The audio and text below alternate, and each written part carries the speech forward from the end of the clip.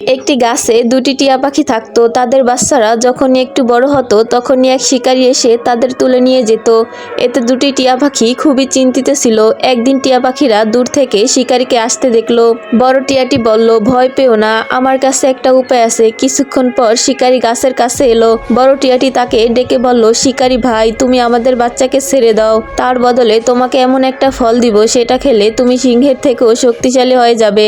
শিকারী বলল, জলদি দাও আমাকে সে ফল। টিয়া উড়ে ফলটি নিয়ে আসলো। শিকারী লোভে পড়ে সঙ্গে সঙ্গে ফলটা খেয়ে ফেললো। কিছুক্ষণ পর সেখানে একটি ক্ষুধার্ত সিংহ এসে পড়ল। টিয়াটি তৎক্ষণাৎ বলল, শিকারী, এই সুযোগ, যাও এই সিংহের সঙ্গে লড়াই করো আর ফলের শক্তি নিজেই দেখে নাও। শিকারী বুক ফুলিয়ে সিংহকে লড়াইয়ের জন্য চ্যালেঞ্জ করলো, কিন্তু সিংহ খুব দ্রুত তাকে আক্রমণ করলো এবং শিকারীকে মেরে ফেললো। তখন টিয়াটি বলল, বোকা শিকারী, যদি এই ফলে শক্তি থাকতো তাহলে আমরাই তো খেয়ে কবেই তোকে তাড়িয়ে দিতাম। যে অন্যদের উপর জুলুম করে একদিন সেই জুলুম তার নিজের সামনে এসে দাঁড়ায়।